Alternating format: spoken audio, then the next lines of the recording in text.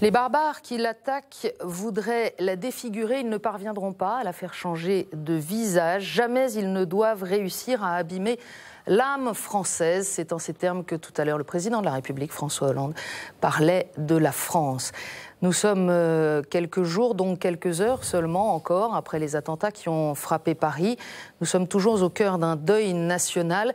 Et nous rappelons aussi au moment de prendre l'antenne ce soir qu'il y a encore des dizaines et des dizaines de personnes blessées et dont certaines se trouvent entre la vie et la mort. Nous avons voulu poursuivre ces éditions spéciales que propose KTO depuis le début de ce deuil national au lendemain des attentats et en nous interrogeant ce soir, ou plus exactement en nous laissant interrogés par les questions qui surviennent après ces événements qui peut-être interrogent l'ensemble de notre société, la société que nous avons construite ensemble, le projet que nous proposons à notre jeunesse, qui interroge peut-être aussi l'âme de notre pays, qu'évoque le président de la République, et peut-être même jusqu'à la question d'une conversion collective et personnelle.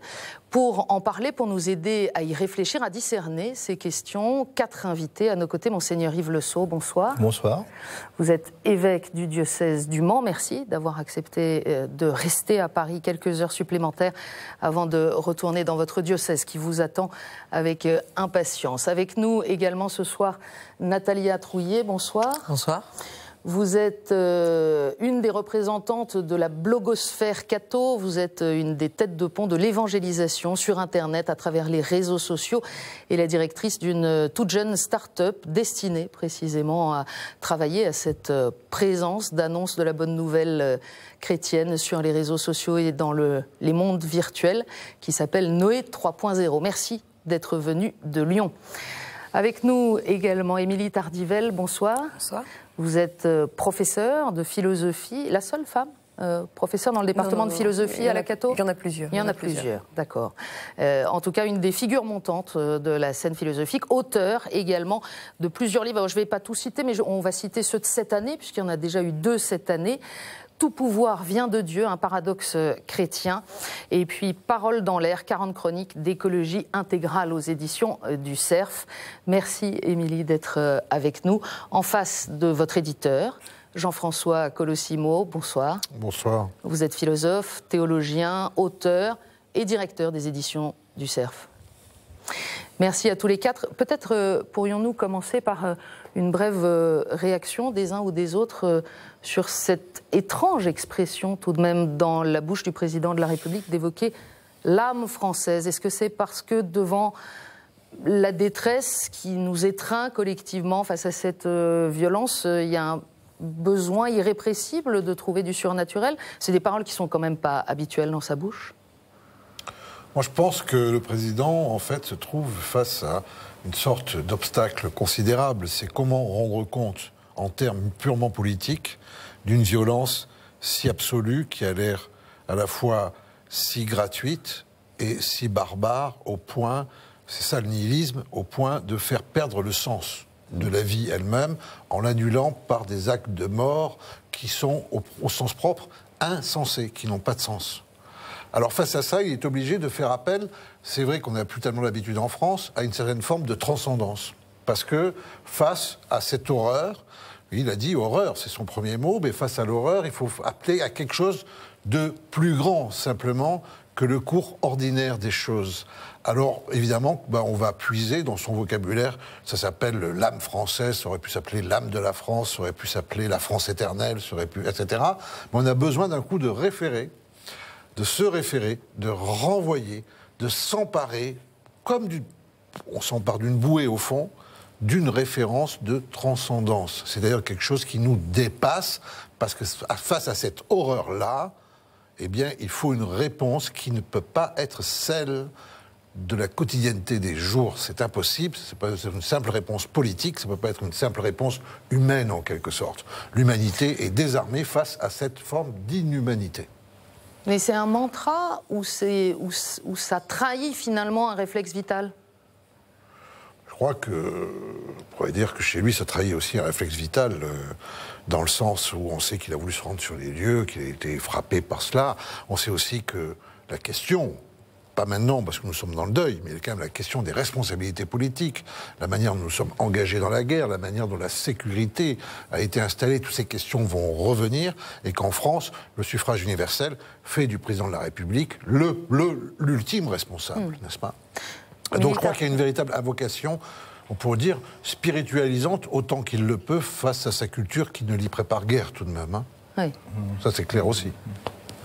Émilie Tardivelle, ce retour de l'âme ou du surnaturel dans la politique? Oui, je suis assez d'accord avec Jean-François Colosimo. Il y a le recours à un concept spirituel, voire même un concept métaphysique qui a été remis en question par l'histoire de la philosophie, d'ailleurs, qu'on n'utilise plus beaucoup, ou peut-être dans certains courants de la philosophie aujourd'hui. Mais donc ce recours, je pense que il était nécessaire parce qu'il y a un besoin de transcendance dans un moment où la France a vécu un choc extrinsèque, hein, puisqu'il s'agit bien d'un acte de guerre, on y reviendra peut-être tout à l'heure. Mais il est clair qu'après, si on réfléchit vraiment sur le sens que le président de la République donne à ce mot, à ce terme d'âme française, on voit bien que ça recouvre pour lui, en fait, ce qu'il appelle les valeurs de la République, liberté, égalité, fraternité. Je ne sais pas vraiment s'il y met autre chose que ces valeurs. Monseigneur? Oui, alors je ne sais pas ce que effectivement le président de la République met sous ce mot. Je partage votre avis. Ceci étant dit, je pense qu'au-delà de lui-même, le mot qu'il emploie, comme naturellement, à mon avis, touche quelque chose de plus profond. Effectivement, une question sur la transcendance. Et que les événements auxquels nous sommes confrontés, et je pense dont on était déjà confrontés, seulement, je crois qu'aujourd'hui, on est obligé de mettre les mots, d'employer les mots qu'il faut. On n'osait sans doute pas l'employer, du moins pas toujours. À mon avis, touche effectivement une question fondamentale qui est quelle est la place d'une dimension transcendante dans la proposition qui est faite, dans ce que nous vivons. Je suis persuadé que d'avoir, volontairement ou pas, mais dans les faits, évacué toute référence à toute transcendance, en général dans nos sociétés, ne peut qu'engendrer et a engendré une forme de vide et donc une violence. Il faut bien, je pense aux jeunes en particulier, puisqu'ils sont sans doute les premiers concernés, il faut bien qu'ils cherchent une raison d'un plus. Alors je pense que le président de la République touche quelque chose, peut-être malgré lui, au-delà de lui-même, en employant ce mot. Oui, alors le surplus d'âme, c'est le surplus de vie, n'est-ce pas? Mais l'âme aussi, dans sa représentation, c'est le principe d'immortalité, c'est ce qui ne meurt pas. Alors là, évidemment, on a un risque mortel, n'est-ce pas? On est face à un risque de mort, y compris bien spirituel. La mort spirituelle, c'est ce que veut infliger la terreur, c'est la peur, n'est-ce pas? C'est-à-dire le retrait, le recul, la soumission, le fait de finalement s'abandonner à la terreur. Alors il dit, voilà, il nous faut une forme d'espérance, oui, surnaturelle si on veut. L'âme, c'est ce qui ne meurt pas, mais aussi l'âme d'une collectivité, ça veut dire que ce corps collectif, n'est-ce pas? Alors, l'image, elle est très romantique, on peut la critiquer, hein, mais bon, ce corps collectif, c'est plus que l'addition des individus, n'est-ce pas? Ce corps, il renvoie quelque chose de plus grand, qui oblige les individus, en quelque sorte. Donc, en fait, voilà, François Hollande, il réinvente du métapolitique, parce que face à la terreur, on peut faire que du métapolitique. La politique, elle ne sert à rien. Dans ce cas-là, il l'a compris. On verra combien de temps ça dure. Du métapolitique ou pas, parce que le mot âme, en fait, n'est plus un mot métaphysique. C'est un peu une espèce de mot fourre-tout derrière lequel chacun met un petit peu ce qu'il veut, un petit peu comme le mot valeur d'ailleurs. Certains, d'ailleurs, on a vu, hein, notamment sur les réseaux sociaux, fleurir toute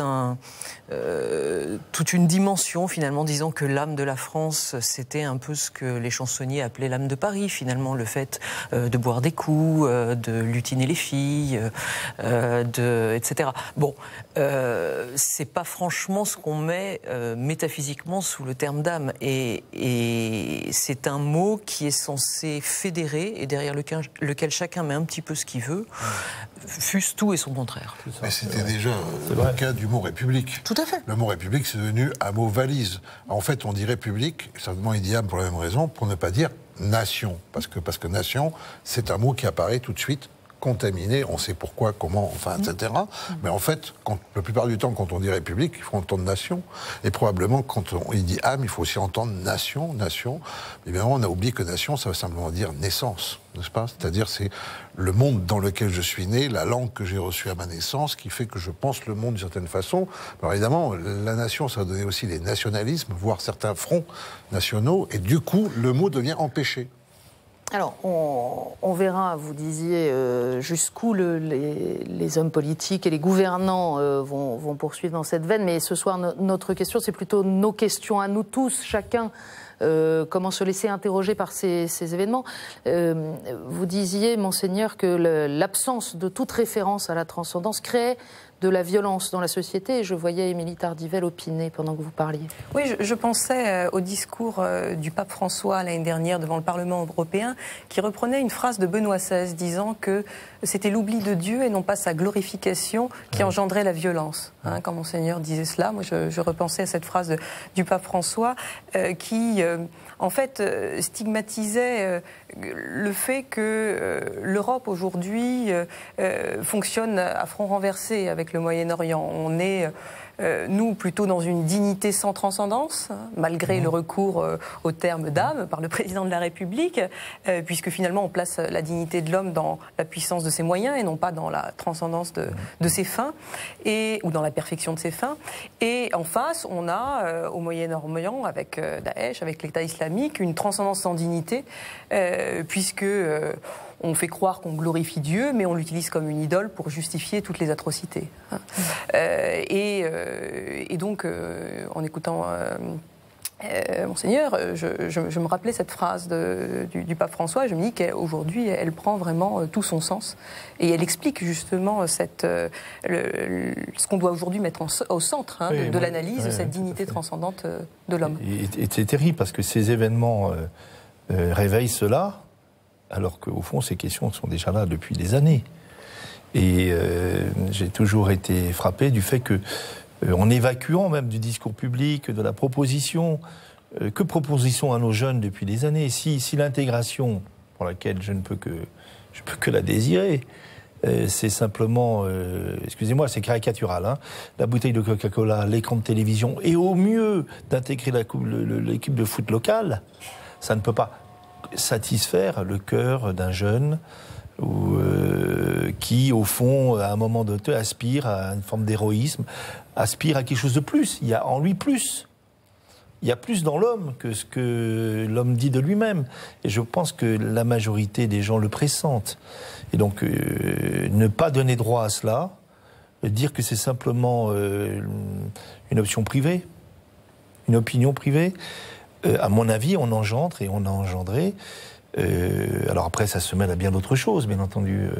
Et donc, il est normal que des jeunes, en particulier, n'ayant plus de raison, ne trouvant plus de raison de donner leur vie, en réalité, ou même je vais plus loin, de donner la vie, de la transmettre. Il faut bien des raisons de la donner et de la transmettre. Vous savez, dans mon diocèse, j'ai eu une conversation étonnante avec un jeune qui m'a demandé, un chrétien, un brave, un jeune, ni de droite ni de gauche, vous voyez, neutre, et qui m'a dit, mais Monseigneur, notre djihad à nous, c'est quoi? Donc, j'ai dit, alors ça m'a profondément interpellé, qu'est-ce qu'il met dans cette question? Et je me suis dit, mais d'abord, qu'est-ce que je vais lui répondre? Alors, bien entendu, je n'ai pu lui répondre que notre djihad à nous, c'est la charité. Enfin, c'est la perfection de la charité autant que nous voulons la... Mais derrière, c'est quoi? C'est une raison d'une vie héroïque.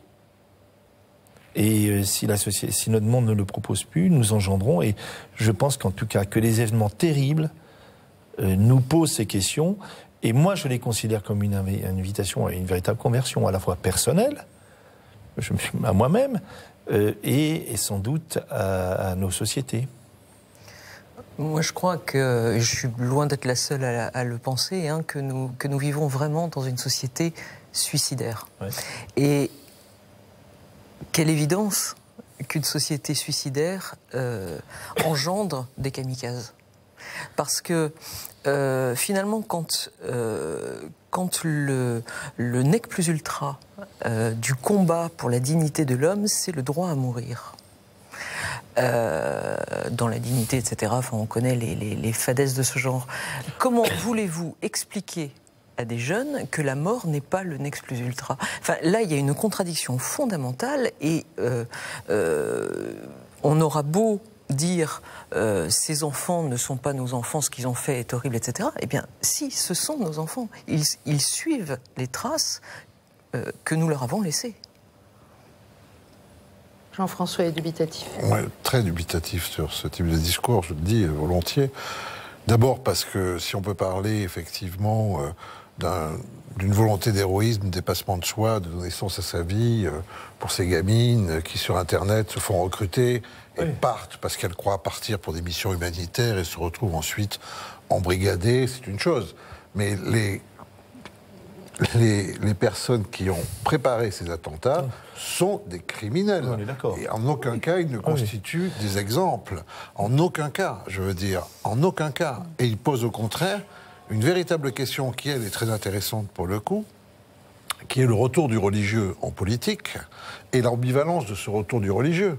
Et que très précisément, alors là, pour moi, il y a une vocation chrétienne, c'est d'arriver effectivement, je dirais, à filtrer, n'est-ce pas, ce que le phénomène religieux a d'ambivalent. Puisque ça, c'est véritablement le message de l'Évangile et le message du Christ, qui est de donner sa vie plutôt que de la prendre, n'est-ce pas, ou même voire de la défendre, n'est-ce pas. Et cette inversion que le Christ apporte aux faits religieux, parce que toutes les religions, elles se donnent des dieux pour gagner, pour vaincre, pour abolir l'autre, n'est-ce pas. Et le christianisme, c'est la seule religion où Dieu s'abolit lui-même, en quelque sorte, si je puis parler ainsi, sans faire une théologie de l'abolition, immédiatement ici. Et donc, je crois que c'est ça le problème. Le problème, c'est que nos concitoyens peuvent en retirer, n'est-ce pas, une image complètement unifiée du phénomène religieux, en pensant que toutes les religions, certaines étant simplement plus vivaces que d'autres, parce que soit plus jeunes, soit plus revendicatives, n'est-ce pas, seraient toutes sur ce phénomène d'inversion entre vie et mort que signalent ces djihadistes. Mais moi, je crois au contraire qu'il y a une puissance de vie dans le christianisme qui fait que nous n'avons pas à nous mettre en compétition avec ces formes pseudo-héroïques qui sont des formes de manipulation, pour partie aussi, je suis désolé de le dire, démoniaques. Démoniaques au sens de Dostoïevski, de la possession véritablement des esprits, n'est-ce pas? C'est-à-dire que de toute façon, même si on est dans une société qui pue la mort spirituelle, ça ne pourra jamais légitimer le fait d'aller avec une Kalachnikov, tirer sur d'autres. Il y a une disproportion, il y a une rupture, là, tout de même, dans les actes, qui fait, encore une fois, je ne parle pas des gamines qui peuvent se laisser fasciner par de fausses missions. Non, mais mon propos n'est pas, bien entendu... C'est juste... On est bien d'accord. Et que la folie et la déraison, enfin, de ces actes, qui sont absolument condamnables et qui ne seront en aucun cas un modèle. Mon propos est simplement, c'est que ce type de phénomène touche quelque chose qui est quel idéal, quel sens ultime proposons-nous à nos contemporains. C'est pas pour copier ou pour prendre exemple sur qui que ce soit, enfin, sur ce type de comportement. Ça, c'est clair. Alors, je dirais, monseigneur, on sera d'accord peut-être pour dire que cette tragédie nous pose la question de savoir pourquoi sommes-nous prêts à mourir aujourd'hui, pour quelles valeurs, en sachant que parfois, ces valeurs n'ont pas toujours été des valeurs religieuses, ça peut être des valeurs politiques, ça peut être des valeurs d'humanité, n'est-ce pas, etc. Mais la véritable question, c'est celle-là. Pourquoi sommes-nous prêts à mourir? Et pourquoi donc... À vivre. Voilà, quelles sont nos raisons de vivre? Là, je serais parfaitement d'accord. Là, je suis d'accord avec vous. On sera d'accord. C'est juste parce que je craignais que on sente ça comme une compétition dans l'héroïsme. Pas du tout. Moi, justement, je ferai une distinction entre l'héroïsme et la sainteté. Je ne pense pas que les chrétiens visent l'héroïsme, mais plutôt la sainteté. Et donc, qui est une subversion, d'ailleurs, de l'héroïsme. Complètement. Il est clair que, pour en revenir aux attentats, ce qui les distingue quand même, ces attentats des attentats de janvier, et surtout le discours politique tenu à propos des attentats, c'est que au mois de janvier, c'était encore la question religieuse qui était en avant dans le discours politique. C'était la place de l'islam en France, la place de l'islam de France, etc. C'était l'intégration politique ratée d'une communauté religieuse qui est elle-même pas tellement unifiée, etc. Alors que là, on voit bien que le discours a complètement changé. Il est devenu strictement politique. le président a dit, un acte de guerre a été commis sur notre territoire, commandité à partir de la Syrie, organisé en Belgique et réalisé en France avec des complicités à l'intérieur. Donc le discours est strictement politique. Il n'est plus de la place des religions dans la démocratie. Hein. On a l'impression que là, le discours a complètement changé.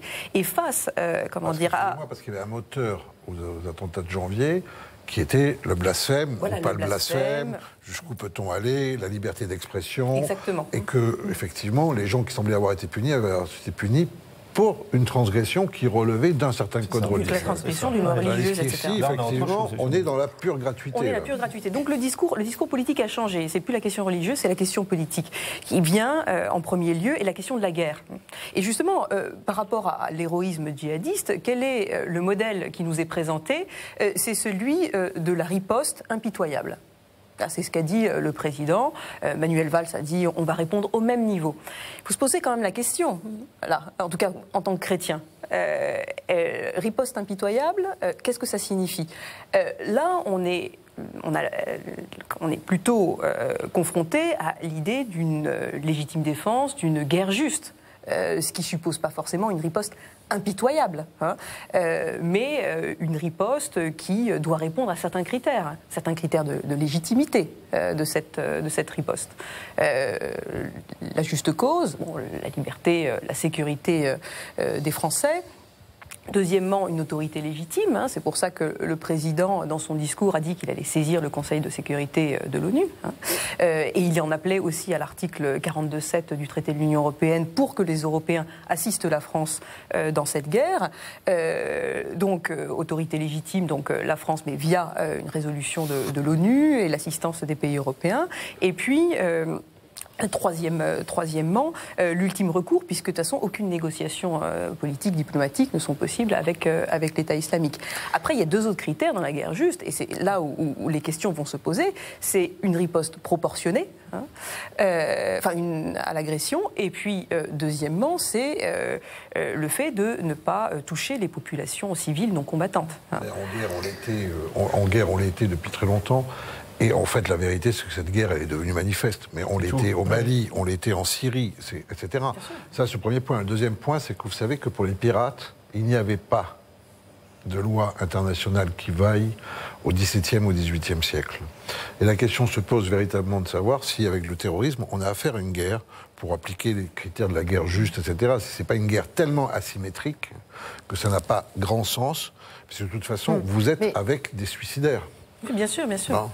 Et là, je revenais à l'idée d'une riposte impitoyable. Donc, en face de l'héroïsme djihadiste, proposer un autre modèle d'héroïsme qui serait l'être sans pitié. Et donc, là, le chrétien a quand même, à mon avis, quelque chose à dire qui soit assez différent de ce que aussi les hommes politiques proposent. C'est là, je crois d'ailleurs que... Enfin, moi, je suis très frappée par l'anecdote que vous avez citée. Hein.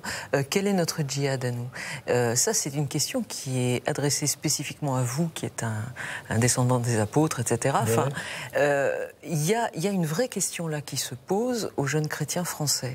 Moi, je vois qu'il y a beaucoup d'entre eux qui partent actuellement en Irak ou en Syrie dans des associations humanitaires pour aider sur le terrain. Sauf que, dans l'Église, on nous explique que, oui, c'est bien de vouloir s'engager, mais là, c'est peut-être pas comme ça qu'il faudrait faire, etc.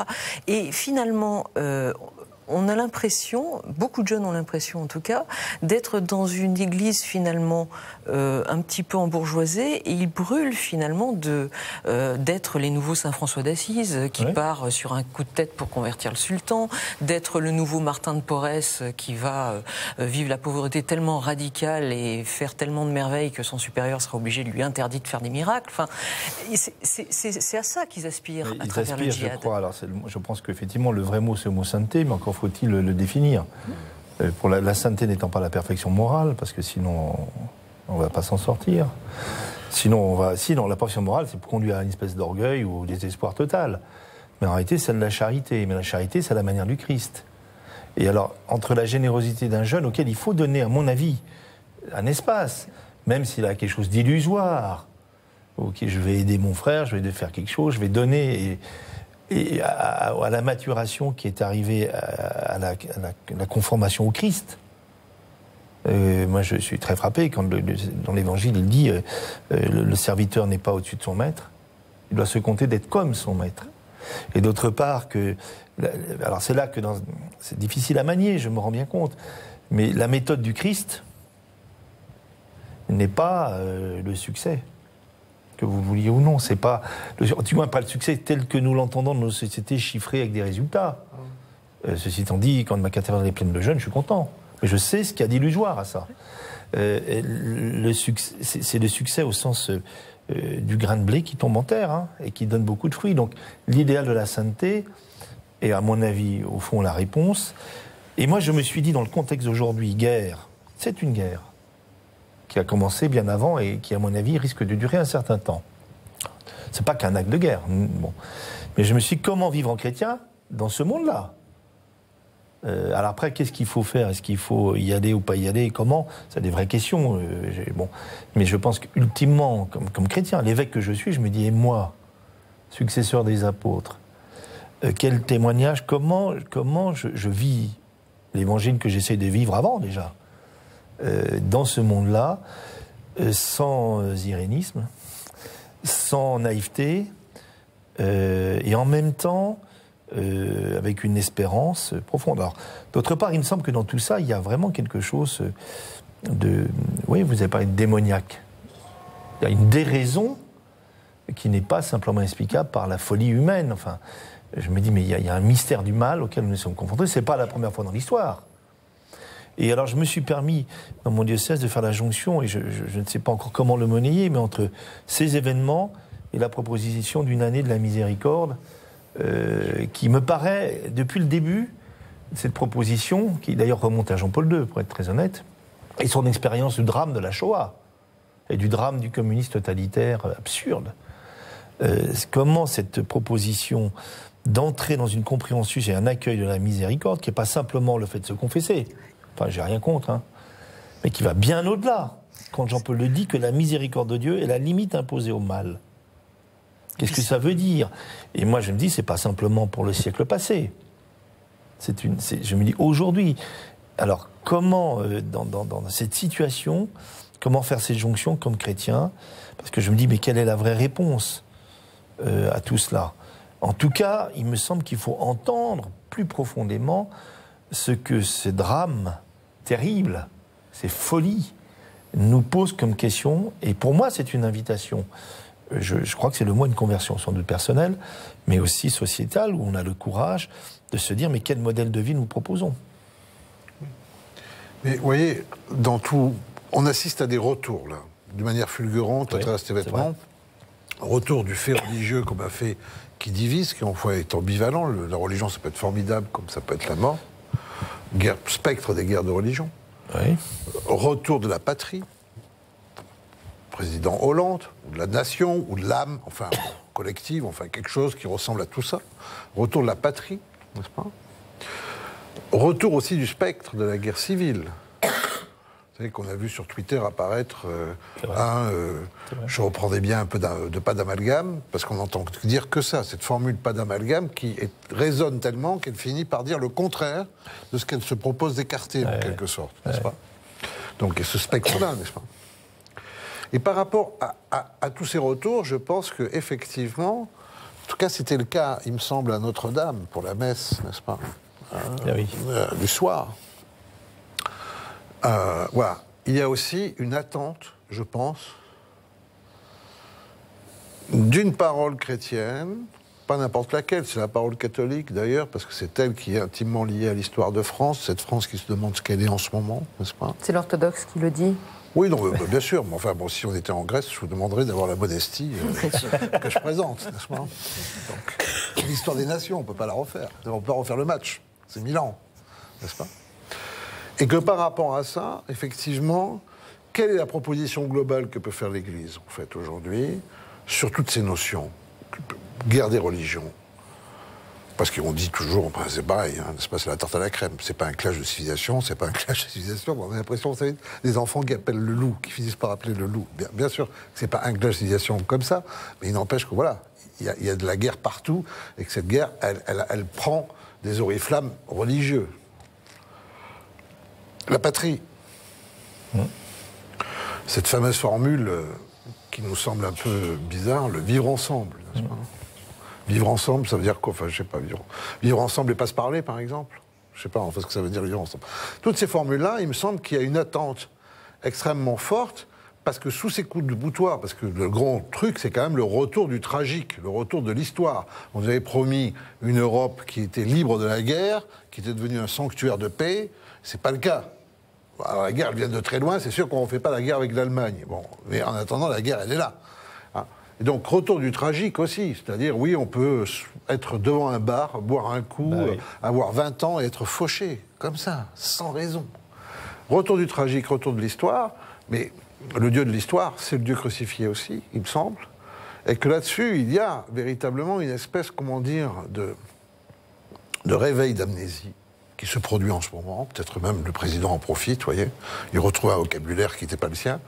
Un retour d'amnésie, comme quelqu'un qui sort un peu de l'amnésie, un peu comme sous des électrochocs qu'infligent les événements, et qu'il ne faut pas rater ce rendez-vous.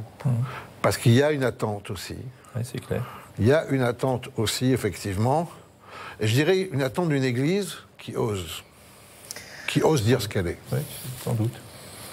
Deux choses. La première, c'est que j'ai été extrêmement frappée de voir les images de la cathédrale Notre-Dame de Paris noyée de monde avec des gens qui ne pouvaient pas rentrer.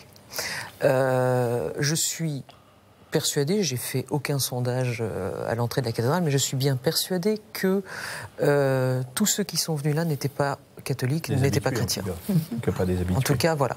Il y a quelque chose, effectivement, qui s'est réveillé à ce moment-là comme une reconnexion brutale et en même temps qui fait du bien à quelque chose qui nous lie à l'autre, avec un grand A. Voilà. Il y a eu quelque chose... Et entre nous aussi. Oui. Mais la question, c'est, et dimanche prochain ? Et dimanche prochain, dans les églises, est-ce que ça va se poursuivre ? Si ça se poursuit, comment est-ce qu'on accompagne, etc. Enfin, il y a tout un nombre... Il y a plein de questions qui se posent. Et ensuite, sur la spécificité de la réponse chrétienne, pour moi, elle est venue ce matin de la part de nos amis évangéliques qui, sur un de leurs sites Info-Chrétienne, pour ne pas le citer, ont publié un texte dans lequel, qui s'intitulait, puis alors je peux vous assurer que sur Facebook ça fait un choc, hein, vu tout ce qu'on voit qui va plutôt dans l'autre sens. Nous aimons nos frères musulmans. Bim, avec un texte sur lequel je serais d'accord à 90%, parce que voilà, on peut toujours chipoter, etc. Mais qui dit voilà, nous les chrétiens, on n'est pas aveugles. On sait très bien que les persécutions des chrétiens, qui sont très nombreuses dans le monde, sont le fait de beaucoup de musulmans. Mais on sait aussi que, le premier martyr de Mossoul était un musulman qui a voulu défendre les chrétiens. On sait que vous aussi, vous qui essayez de pratiquer un islam qui n'a rien d'extrémiste, vous êtes touchés de plein fouet. Vous n'êtes pas les premières victimes, comme je l'entends, et ce qui me fait bondir, mais vous aussi, vous êtes touchés, et on veut vous dire qu'on vous aime au nom de Jésus-Christ, même si tout est fait pour qu'on vous déteste. Et ça, je me suis dit, ils sont culottés quand même, les gars. Et chapeau, quelque part. Je vous avoue que j'ai même pas eu le courage de le partager, moi, sur mon mur, parce que je me suis dit, oulala, j'ai pas le temps, ça va me prendre 20 siècles à répondre à tous les commentaires, mais chapeau. Émilie. Oui, pour la réponse chrétienne, je pense que le politique ne peut pas aller plus loin que ce dont on parlait tout à l'heure, l'héroïsme de la riposte, voire l'héroïsme de la victoire, enfin je l'espère, et les critères de la guerre juste que je rappelais tout à l'heure, peut rester que dans la justice et l'héroïsme. Et donc la proposition proprement chrétienne, celle qui a été faite par le pape avec l'année de la miséricorde, c'était vraiment de passer de la justice au pardon, passer véritablement de l'héroïsme à la sainteté. Mais ça, c'est ce qui est impossible pour nous. On est bien d'accord. D'où l'appel à la miséricorde de Dieu. Et donc les chrétiens, ce qu'ils ont à faire, c'est ce chemin qui est impossible à faire pour nous. Et donc c'est ça, la proposition chrétienne. C'est déjà préparer le chemin pour ne pas que cette logique inexorable du mal, qui est la logique de la vengeance, et le mal engendrant le mal, la violence engendrant le mal, à un moment, il va falloir cesser. Il va falloir s'arrêter. Et donc là, je pense que les chrétiens sont les mieux placés, j'allais dire, pour pouvoir proposer. Mais c'est là qu'à mon avis, je me suis posé la question de savoir, on invite des gens à prier dans toutes les cathédrales, et je vais le faire, enfin je le fais comme les autres, à prier pour la paix, enfin tout ça, et je pense qu'il faut le faire. Et je me suis dit, mais est-ce que moi-même je crois que, comment dire,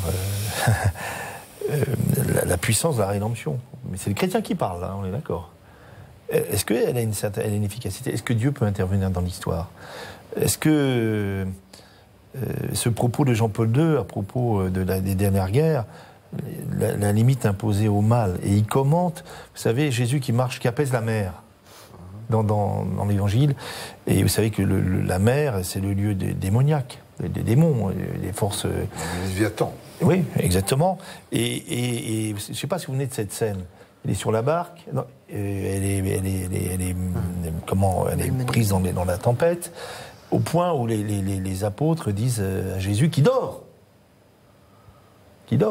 Réveille-toi, ça ne te fait rien que nous périssons.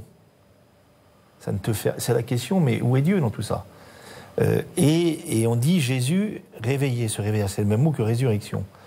Et c'est Jésus, de cette mort, de ce sommeil étrange dont il se réveille, prend autorité sur la mer et dit tais-toi. Maintenant, il met une limite. Alors je me suis dit, mais la prière et cette supplication aussi que nous tournons vers le Christ, et nous croyons à cela, sinon, en tout cas. Et moi, je pense qu'il y a une valeur très profonde, plus radicale. Le fait de prier ensemble n'est pas simplement qu'on fait corps et c'est sympathique. Il y a une vraie supplication, Seigneur, sauve-nous. Et quand vous dites la sainteté, bien sûr, toute personne qui a un idéal de la sainteté, de la charité, d'imiter le Christ, au fond, un beau matin, s'aperçoit bien qu'il n'y arrive pas, très honnêtement. Et donc, il y a un moment, il y a une expérience beaucoup plus profonde qui est de dire « Sans toi, Seigneur, je ne peux rien ». Donc, c'est un acte d'humilité. La prière est un acte d'humilité. Et je pense que face à ce drame, il y aura aussi une forme d'humilité. Non pas, une humilité, c'est pas être un tapis qui ne réagit pas, enfin, on est bien d'accord, hein, mais fondamentale aussi, à mon avis, face à tout ça. Et je pense aussi au propos du pape Jean-Paul II, souvenez le fameux « N'ayez pas peur » qui a été restiné dans tous les sens. Je ne sais pas si vous vous souvenez du texte. C'est « N'ayez pas peur de ce que vous avez engendré vous-même et qui peut vous détruire ». Et je me dis, mais au fond, parce que pour une part, je pense que cette situation, alors j'accuse personne, nous l'avons engendrée tout de même. On l'a engendrée, il faut quand même avoir l'humilité, pour une part, collectif, hein, enfin je me mets dedans, de le reconnaître. La situation de guerre. Oui, la situation... Pas la situation d'extrémisme. Non, d'accord, la situation de guerre, on est bien d'accord. La situation de guerre et le sort malheureux de cette guerre, on l'a parfaitement créé en étant dans la roue d'une Amérique qui, après le 11 septembre, est allée chercher vengeance au Moyen-Orient. Mais moi, j'aurais plutôt revenir, si vous voulez, au fait que, par rapport à ce véritable drame, qui, à mon avis, d'ailleurs, va durer un demi-siècle, c'est 50 ans, c'est comme avec le communisme, n'est-ce pas? Daesh, c'est rien. C'est ce qu'il y a derrière Daesh qui est important. Et ça peut prendre véritablement 50 ans de lutte intense, parce que si le communisme a fini par tomber aussi, c'est parce qu'il y a eu un face-à-face, véritablement un bras de fer constant. Donc il ne s'agit pas non plus de mollir. Je pense que des attentats suicides kamikazes, il y en a eu 24 000 en Russie tsariste entre 1900 et 1917, avant la révolution léniniste, qui d'ailleurs n'a fait qu'instituer la terreur en système d'État. N'est-ce pas? C'est ça. Donc je pense que cette terreur, elle a ses racines, je vais vous le dire, dans les Lumières. Je suis d'accord. Donc elle a ses racines dans les Lumières, c'est la face cachée, c'est la face sombre des Lumières. Et en fait, les islamistes sont des rejetons des Lumières. C'est ça qu'il faut comprendre, n'est-ce pas? C'est-à-dire que... Alors, évidemment, il y a une différence essentielle entre l'islam et l'islamisme. On va la prendre très facilement. Les Bouddhas de Bamiyan, les stèles de Palmyre ont pu traverser 13-14 siècles de domination musulmane sans être détruits. Il a fallu les islamistes pour les détruire. Ça suffit à marquer une différence entre ce qui est une civilisation d'un côté, au moins pour l'observateur, pour dehors du fait religieux, une civilisation, et un système totalitaire.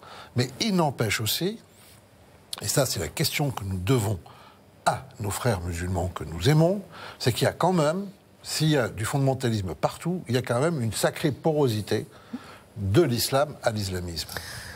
N'est-ce pas? Et c'est ça la véritable question aujourd'hui qu'il faut leur adresser si on veut dans un rapport fraternel avec eux, et surtout si on ne considère pas qu'effectivement cet islamisme est une fatalité. Et cette question, c'est une question exigeante. Il n'y a pas de dialogue possible avec l'islam qui ne serait pas un dialogue têtu. Mais là-dessus, j'ai un cardinal à Lyon qui dit toujours dire tout le bien possible des musulmans et dire tout le mal que l'on peut de l'islam. Et je suis tout à fait d'accord. Personnellement, je n'ai vraiment pas de sympathie pour l'idéologie en tant que telle. L'islamisme. Hein, oui, mais il y a cette porosité, il y a des tas de choses en fait. Et ça, je crois qu'il faudrait vraiment... sans essentialiser une religion, quelle qu'elle soit, qu'on arrive à penser finalement le christianisme, le judaïsme et l'islam comme une intersection, une intrication spirituelle et presque eschatologique. On a commencé avec le judaïsme, hein, avec... Oui, mais enfin, je pense que la situation du judaïsme est différente. Très différente. Le rapport du chrétien au très judaïsme, différente, justement. C'est nos frères aînés.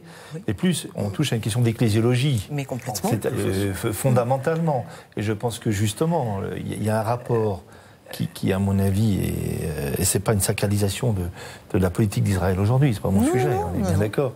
Mais là, il en touche à quelque chose, et un dialogue interreligieux, que ce soit avec les musulmans, que ce soit avec, et d'un autre ordre avec le judaïsme. Ah mais tout à fait, d'ailleurs c'est même pas du dialogue interreligieux. C'est ce que voulait d'ailleurs le pape Benoît XVI, qui a mis, mais qui lui a clairement placé le dialogue avec le judaïsme dans un espace intermédiaire entre l'interreligieux et le purement œcuménique, mais c'est quasiment, effectivement... C'est déjà le cas de 23. Voilà, c'est un dialogue, oui bien sûr, avec nostalité, etc. Mais je crois que là-dessus, il ne faut pas s'égarer.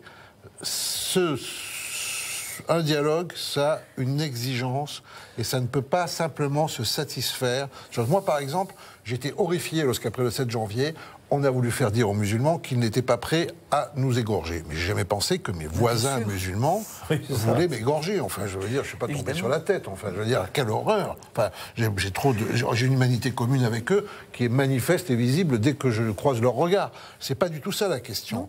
La question, c'est comment fait-on en France, sous un régime républicain qui est un régime de laïcité, laquelle laïcité doit beaucoup au catholicisme, c'est la part non dite, parce qu'on est plutôt en régime, comme disait le regretté Émile Poulain, de catho-laïcité que de laïcité, au sens où la laïcité peut être parfois saisie comme une idéologie qui viendrait prendre la place du religieux, n'est-ce pas? Comment dans ce régime-là, qui est finalement une forme de consensus auquel nous sommes arrivés à travers les guerres de religion, mais aussi à travers 1905, enfin, etc., comment en fait, nous sommes aussi, en tant que chrétiens, parce qu'il y a une puissance de sécularisation qui est propre à l'Évangile, nous sommes en devoir de mettre les autres religions en fonction de elles-mêmes renoncer à vouloir faire la loi. Voyez ? Et c'est parce que nous avons un rapport à la loi qui n'est pas le même que la plupart des religions. La plupart des religions veulent instituer leur loi. Nous avons appris que la loi n'est pas tout à fait la loi, qu'il faut aussi la grâce. Vous voyez ? Donc je crois que c'est ça quand même, le fond du débat, c'est ça. Tout à fait, mais que faisons-nous finalement d'une question qui est extrêmement ancienne? Saint Jean Damascène le disait déjà. Pour lui, l'islam était le châtiment des chrétiens qui n'avaient pas réussi à s'unir. Et ça, il y a quelque chose... non, il disait surtout que c'était une hérésie du christianisme. Aussi. Hérésie 69. Ce que l'exégèse historico-critique tente à dire d'ailleurs aujourd'hui. Mais comme parmi nos téléspectateurs, il y a probablement quelques exégètes, mais pas une majorité, je propose, dans les un peu moins de 10 minutes qui nous restent, qu'on essaye de ressaisir. Beaucoup de choses ont été dites sur les questions qui se posent à nous. Moi, j'entends à la fois cette invitation de Jean-François Colosimo que les chrétiens qui ont cette expérience de la laïcité, j'allais dire positive, mais là encore c'est politiquement piégé évidemment, mais d'une séparation en tout cas entre Dieu et César, aident et questionnent les autres religions et peut-être en particulier aujourd'hui nos concitoyens musulmans sur ce sujet. Et puis j'entends en même temps la nécessité que dans notre société on retrouve une place exprimée de la transcendance et d'une proposition d'un idéal qui soit plus grand que l'homme, sans quoi on crée à la fois de la violence, vous le disiez au début, et probablement aussi du désespoir. Alors finalement, quelle question prendre en priorité? Et puis à titre collectif, sur quoi est-ce qu'on doit s'interroger dans les jours qui viennent? Quelle serait pour vous la priorité? En tout cas, il faut s'interroger sur... je ne sais pas si c'est une bonne manière de dire les choses, mais à travers ces événements terribles, quel appel à la conversion nous est fait par Dieu lui-même? Je ne dis pas que Dieu a voulu cela, enfin on est bien d'accord, hein. Sinon on va me faire dire ce que je ne dis pas. Il n'empêche que, vous savez, on se prépare à l'avant, enfin on va lire tous ces textes apocalyptiques interprétés plus ou moins bizarrement par pas mal de gens. Il n'empêche que le texte d'évangile l'année dernière, vous voyez comment le figuier là qui est le printemps. Vous savez reconnaître quand le printemps arrive, mais savez-vous reconnaître ou entendre quand la venue du Fils de l'homme? Non pas que je vous annonce la fin du monde pour demain matin, parce que je n'en sais ni le jour ni l'heure et ça me fatigue pas beaucoup. Mais par contre, il y a une vraie question qui est posée et je me suis demandé, mais est-ce que parfois nos styles de vie, très centrés sur nous-mêmes en réalité, ou si les valeurs c'est simplement de pouvoir continuer simplement à faire la fête si je veux et j'ai rien contre la fête. Mais vous disiez tout à l'heure, pourquoi est-ce qu'on est prêt à mourir? Est-ce qu'on est prêt à mourir pour boire des coca en terrasse? Eh ben non, pour être clair. Je pense pas, enfin j'ai rien contre le coca. Mais ce que je suis en train de dire là, c'est que parfois je me dis, mais est-ce que nos modes de vie ne nous ont pas rendus aveugles et sourds? Et donc, est-ce qu'il ne faut pas se dire, mais et je ne veux pas faire la réponse parce que je ne l'ai pas, mais est-ce qu'il n'y a pas une interrogation et qu'il faut nous ouvrir les oreilles et le cœur à quelque chose, tous? Émilie? Oui, je pense que on va dire le défi immédiat, c'est comment ne pas rentrer dans une logique de la stigmatisation, de la guerre civile, disait Jean-François Colosimo, parce que Jean-Pierre Filu disait l'autre jour que c'était ce que les djihadistes voulaient, hein, qu'on rentre dans un processus de guerre civile, donc, et de guerre civile, et je dirais, j'élargirais ça aussi, comment, bien sûr, répondre aux agressions sans rentrer dans une logique de la vengeance qui continue inexorablement à redéployer sans cesse le mal. Et c'est pour ça que je pense que l'année de la miséricorde sera vraiment un moment de réflexion, de méditation, de prière extrêmement décisif pour pouvoir penser cette double paix intérieure et puis extérieure à la France. Natalia? Moi, ce que je crois, c'est que vraiment, si nous avons à nous interroger en tant que chrétiens, c'est pourquoi n'arrivons-nous pas, ou comment n'arrivons-nous pas à montrer à la jeunesse de France et d'ailleurs que finalement la plus belle radicalité, la plus incroyable héroïcité à laquelle elle aspire naturellement, anthropologiquement, ontologiquement, c'est celle que propose le christianisme, avec ce chemin de sainteté qui, comme tout chemin, eh bien, comporte des errements, des erreurs, etc. Enfin, moi, je suis une grande fan de la vie des saints. C'est très drôle de voir à quel point ils se plantent, mais jusqu'au bout, et à quel point ils font des erreurs. Enfin, Charles de Foucauld qui veut racheter le mont du Temple. Enfin, les exemples croulent. Eh bien, allons-y, faisons confiance à cette jeunesse, laissons-lui de la place dans les églises et pas uniquement à la sacristie, et elle se trompera, elle fera ses erreurs, mais après tout, elle trouvera son chemin de sainteté comme les autres. Jean-François? La France, c'est la France, c'est pas l'Europe, c'est pas la petite Europe. La France, c'est pas l'Occident de M. Obama qui se permet de parler avant le président de la République, cette République a été ensanglantée, endeuillée. C'est pas M. Obama qui nous dit ce qu'il faut penser. Voilà. La France, c'est plus que l'Occident, c'est plus que l'Europe. C'est une nation centrale dans la vie du monde parce que la France s'est rêvée à un moment le royaume d'Israël, parce qu'elle a eu ce baptême. Et c'est ce baptême au bois dormant de la France, c'est un baptême au bois dormant, comme il y a une des belles au bois dormant qui attend d'être réveillée. Ce baptême, il vaut pas simplement pour les catholiques, pas simplement pour les chrétiens, qu'ils soient orthodoxes ou protestants, il vaut pour les musulmans, il vaut pour les juifs, il vaut pour les athées, Parce que c'est justement à travers peut-être ces eaux lustrales que se joue quelque chose où on peut exorciser ce poids du sang qui est dans l'histoire, qui vient de nous rattraper, qui nous laisse sidérer. Mais c'est vraiment ça l'histoire. C'est très beau, mais on peut se ressaisir tous ensemble dans ce pays aujourd'hui de ce baptême. On en parle depuis tout à l'heure. Ce que disait, vous savez, comment elle s'appelait, Podam, c'était la maîtresse de Paul Valéry, son nom va me revenir, hein. C'est terrible, Karine Pozzi. Pendant l'occupation, elle disait, face à eux, face aux nazis, ce qu'il nous faudrait, c'est une armée de saints. Même pas une armée de saints, un commando de saints. Ouais. On en est toujours là, de toute façon. Là-dessus, on n'avancera pas, vous voyez. Puisque le président se préoccupe d'âmes, une âme peut sauver le monde, n'est-ce pas?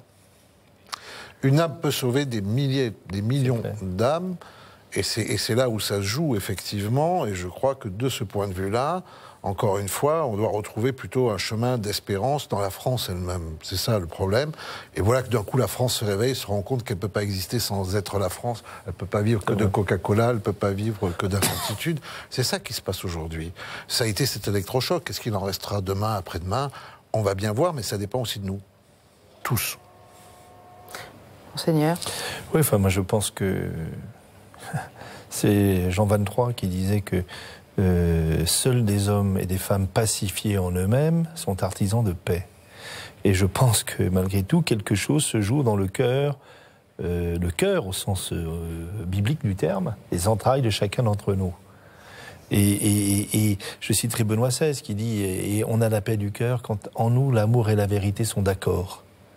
Et donc il y a une œuvre de vérité, avec ce qu'elle a d'exigeant, et une œuvre d'amour, mais je dirais dans ces cas-là, c'est une nuance de miséricorde. Vous savez, la vérité sans amour, c'est un mensonge. Mais l'amour, enfin, ou la vérité, pardon. L'amour sans la vérité est un mensonge. La vérité sans miséricorde, c'est diabolique. Et donc, il y a, à mon avis, quelque chose qui se joue dans le cœur de chacun d'entre nous. Mais moi, c'est très concret.